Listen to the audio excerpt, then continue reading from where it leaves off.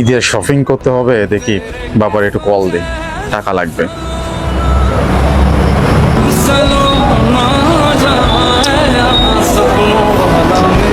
Hello বাবা, আমার এক্ষুনি ইমার্জেন্সি 20,000 টাকা লাগবে, ঈদের শপিং করব। কি শপিং করে টাকা দিতে পারবো না? তাহলে বাবা হলে কি করতে? যত সব ফালতু।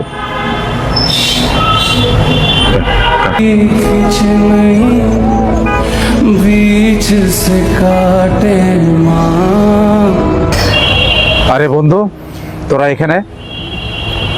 আরে বলিস না, বাবার কাছে 20,000 টাকা চাইছিলাম শপিং করার জন্য, শালা টাকাই দিল না। ধ্যাৎ, যত সব ফালতু।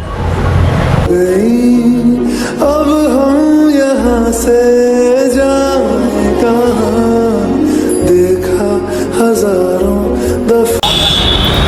তাহলে বোঝ, তোর তো বাবা আছে, আমার তো তাও নেই।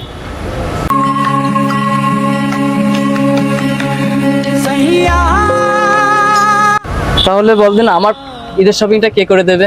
বন্ধু, শপিং করাটাই বড় বিষয় না, বাবা থাকাটাই বড় বিষয়। বন্ধু, বাবা হচ্ছে একটা বট বৃক্ষের মতন ছায়া। বাবা থাকতে বাবা নামের এই বট বৃক্ষটাকে মূল্যায়ন করতে শেখ। হ্যাঁ বন্ধু, ঠিক বলছিও।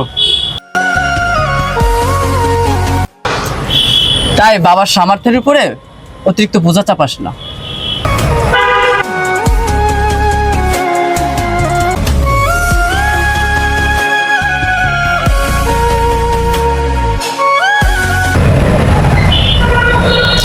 ঠিক আছে বন্ধু, আমার ভুল হয়ে গেছে, আজ তোরা থাক, আমি আসি।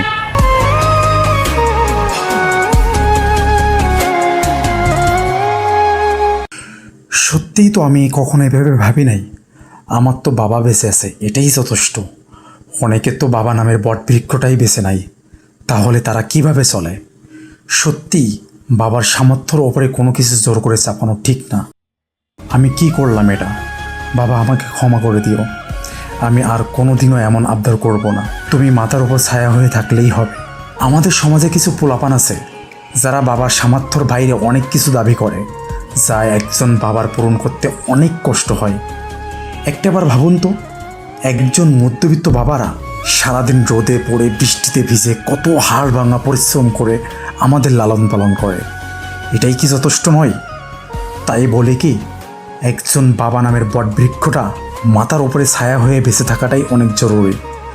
বাবা যতদিন বেঁচে আছে মূল্যায়ন করতে শিখো। বাবা যেদিন থাকবে না সেই দিন বুঝবা পৃথিবীটা কতটা কঠিন। পৃথিবীর সব বাবা ভালো থাকুক।